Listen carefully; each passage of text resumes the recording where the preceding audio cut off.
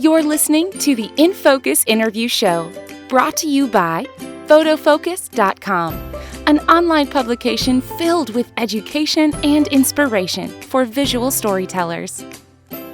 This episode is made possible by our partners, Lume Cube, the world's most versatile light, and Drobo, a smart storage solution. Now here's your host, Vanelli. Hello and welcome. I'm Vanelli. Now, my guest is a corporate and community event photographer whose recent work has been focusing on the chaos in our communities. He also serves as the Photofocus managing editor. Please welcome Bryan Esler. Hello, Bryan. Welcome to the show. Hey, V. How are you? Oh, real good. No, Bryan, I read your article on Photofocus, and I was impressed with how you're dealing with the current events. Now, you're photographing some pretty chaotic events, including a riot in Michigan. Now, honestly, what inspired you to do this? And, what are you hoping to achieve? So I'm in Grand Rapids, and a couple of weeks ago, we had a riot. It was on a Saturday evening. Started out as a peaceful protest, much like the rest of the country. And then it kind of got out of hand. I had heard about it probably through social media, and I turned on the TV, and I was glued to my TV from about 8 p.m. to 3 a.m., just kind of watching it all unfold. I regularly photograph for the city here, specifically our downtown development authority, which is known as Downtown Grand Rapids, Inc. So I'm very familiar with the area, know a lot of the businesses in that area. Oddly enough, the first business they went after was actually a Black-owned business as well. So I was watching it all unfold on TV. I saw some horrific things, definitely very emotional to watch. And yeah, especially at your hometown. That's the place where you live. Yeah. I have lived here essentially since 2004, which is when I went to college. And just to watch everything unfold was very hardcore. And so I had seen a couple things as I was watching it unfold, that people were planning to go down and help with the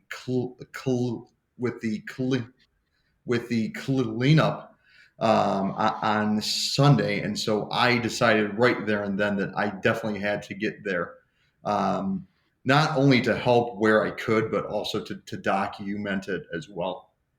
Well, yeah, those are the images I saw.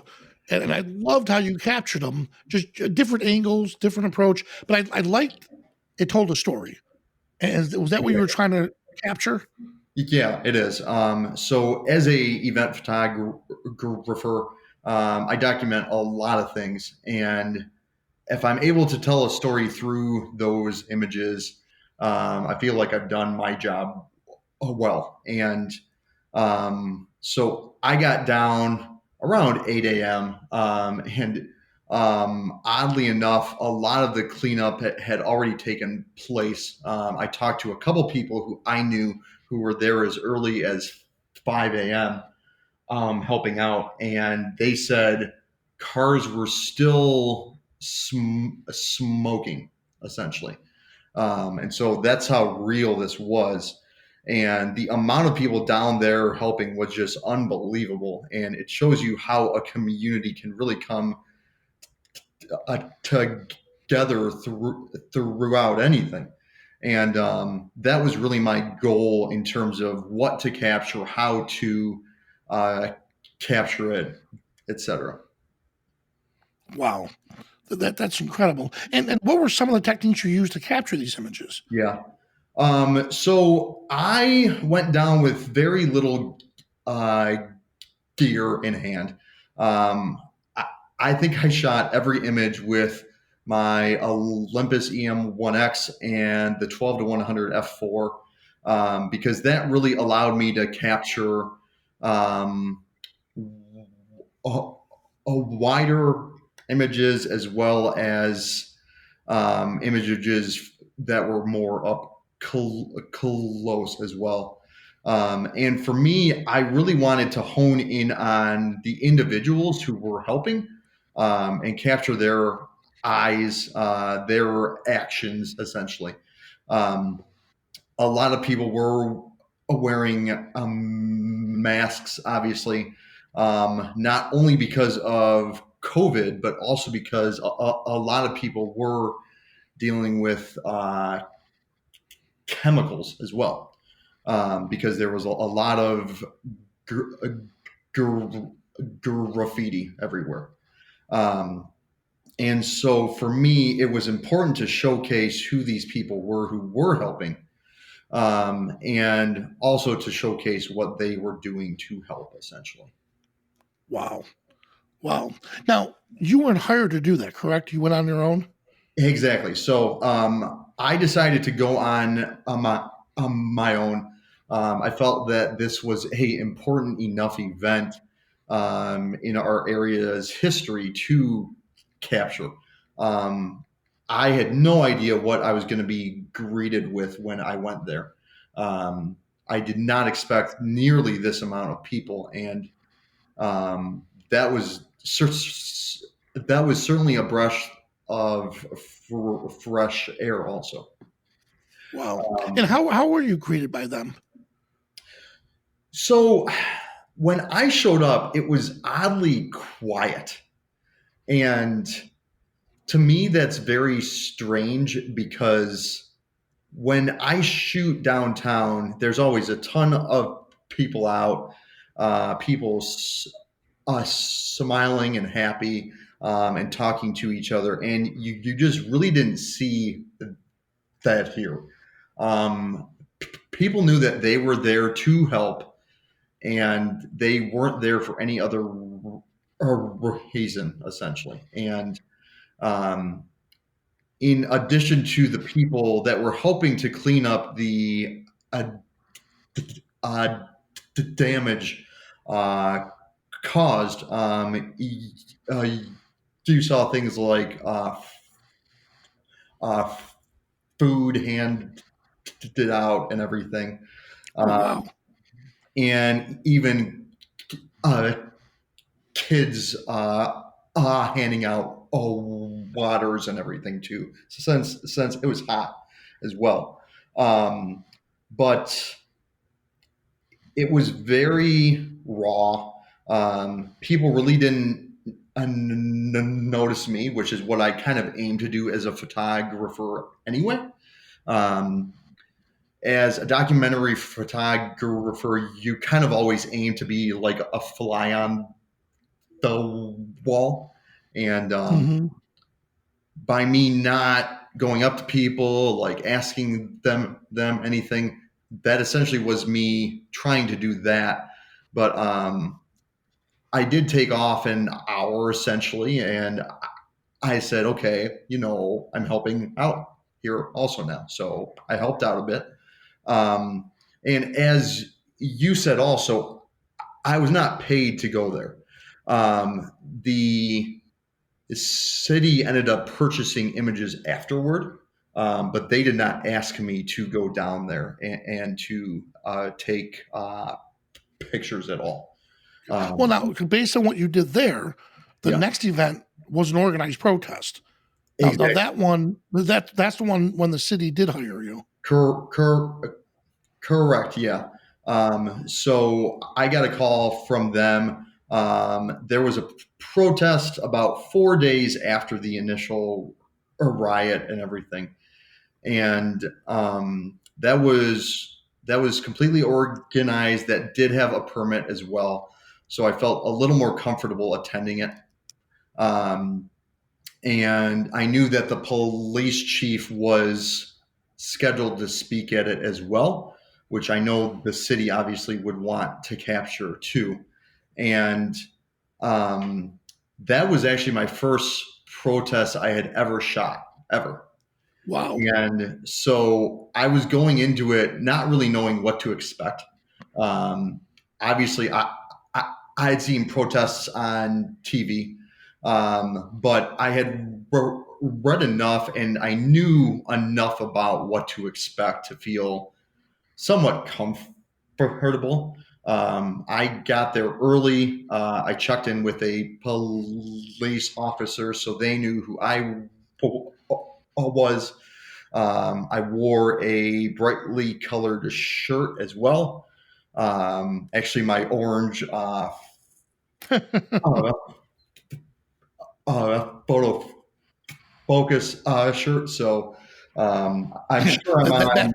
That definitely stands out. Yeah, it does. So I'm sure I'm on like uh, TV or something with it on, but like it was Origin. I'm there. So Now, were you nervous at all? I mean, because how was so the protest was pretty positive, right? correct. Yeah. So I was nervous initially. Once I got there, I saw the organizers were very organized, I guess is how I'd say it. Driven. They probably Yeah, already had an yeah. agenda. They knew what they were going to do. Exactly. They had a agenda. It was an hour long, and when it ended, they asked everybody to leave.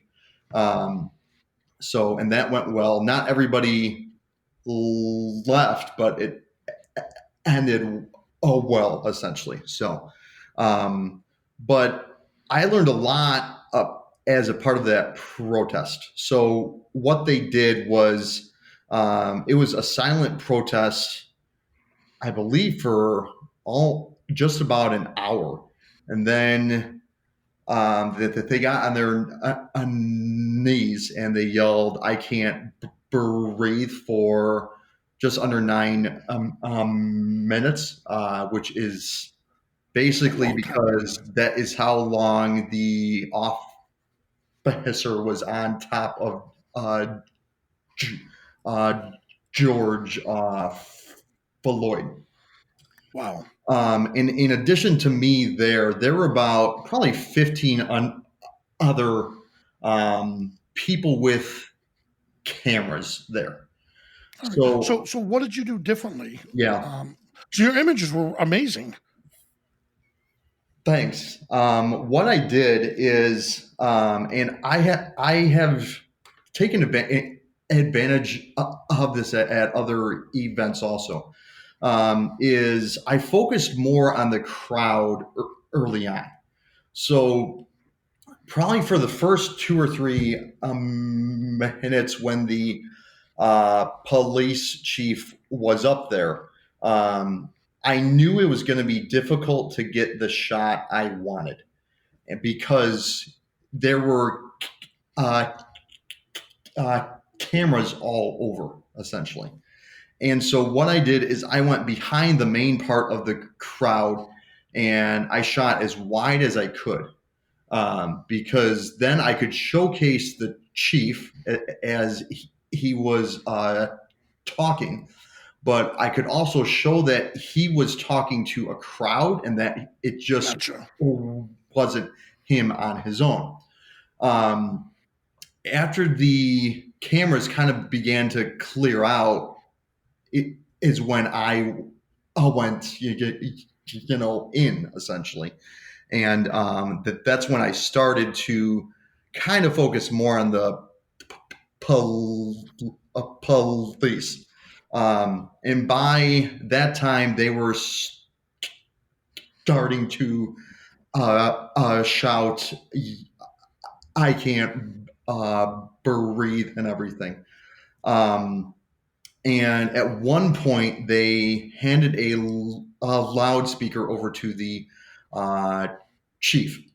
And it was me and one other photographer, and not anyone else at all. And eventually, other people tried to get the angle, essentially, that I had. But I definitely had one of the best angles there so that I could focus on the chief as well as some of his staff, and not really, anyone else out there. Oh, wow. Well, that's great. Now, Bryan, so out of the chaos, what were some of the positive events you photographed? Now, but before you answer that, let's just take a quick break to thank our partners. Lume Cube. Lume Cube is proudly known as the world's most versatile light. It's the smallest, lightest, most compact professional lighting solution on the market. Lume Cube represents the future of LED lighting and is a must-have for anyone looking to create better photos and video. Check out the new Lume Cube strobe, offering anti-collision lighting for drones at lumecube.com. Drobo. Drobo is a smart storage solution that protects photos, videos, and more from hard drive failure, giving peace of mind for the working pro or serious amateur who have a lot of external drives cluttering up their desktop. Save 10% at drobostore.com with the coupon code Photofocus. And we're back with corporate and community photographer Bryan Esler. Now, Bryan, before the break, the question was, what were some of the positive events you photographed? Sure. So there were protests ongoing for probably the next week and a half or 2 weeks or so. I did go down to one. It was a memorial service for all of the Black lives that had been lost that involved the police. So, and there were several. But what began to happen is kind of after the cleanup, people started to think, okay, we have all these boarded up windows. What can we do?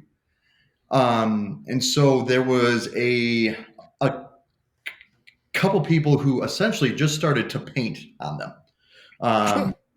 And it was actually very cool. They were professional artists in the area and everything. And so I went down to shoot the hose.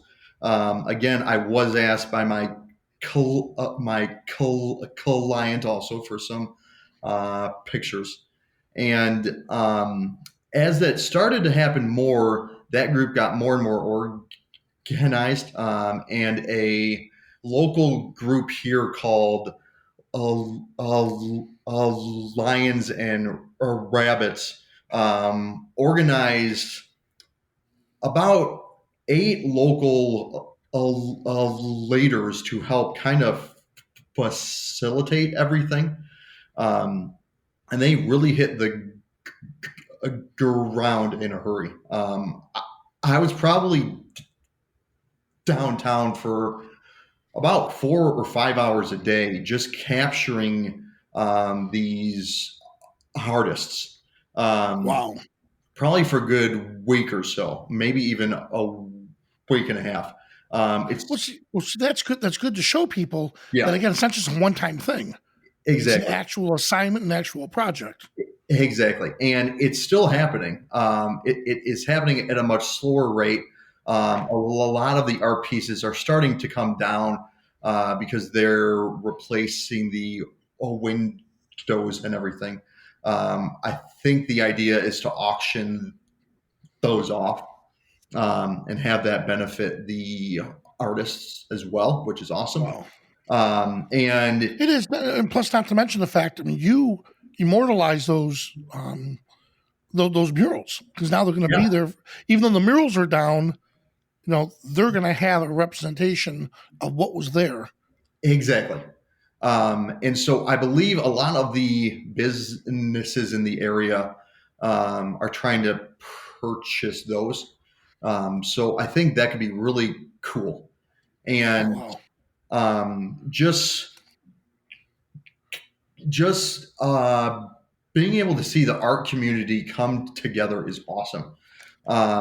And they definitely prioritize Black artists, which I think is great. But that isn't to say that there weren't other races helping out also. So it was the complete community of artists. I know some who came in from even an hour or so out, a town. So Wow. it's been very cool to see. And it's been cool to see the shops reopen also, though. So Oh, that's great. Well, Bryan, I got to ask you though, you did all this in the midst of COVID-19. I did. So yeah, so how did you protect yourself, and what were Yeah. some of the precautions you took? So I've always worn a mask inside, always have.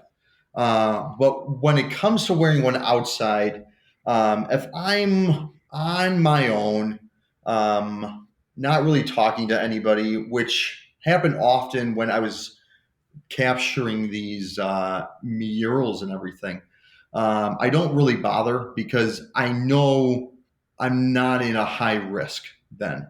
But if I'm with a group of people, or say, for instance, at that protest, I definitely had it on because, especially at that protest, there were tons of people there. In the area I was in, they estimated 700 people. In other parts of the protest, they estimated 500, and then in a other area, an additional 500. So you have to be careful when you're in those types of situations. And I know there are differing opinions on masks as a whole, but you can never be too careful. While it doesn't really protect you a ton, it definitely can protect other people from you. And I'm at an age where I could essentially have it and be asymptomatic. So I certainly don't want to give what I could have to anyone else at all. Wow. In addition to that, I always had some hand sanitizer on me. I always had a towel in my backpack, a lens a cloth also. I had bandages for the protest just in case anything got out of hand. Wow, Bryan. Well, that's absolutely amazing. And Bryan, you know what? Again, thank you so much for sharing your talents today, and Of course. not just the motivation of what you did, but as a photographer, I liked hearing how you captured just these memories that are going to be living forever. Yeah. So, and like, there's been a ton that has come out of this, in all honesty, and I hope that a lot of good comes out of it. For example, I'm sure there's a ton of photographers out there who probably aren't earning a income right now at all, and if they are, it certainly isn't a high income. And so, trying to be able to pivot in these situations is awesome. And I have an article coming out probably next week.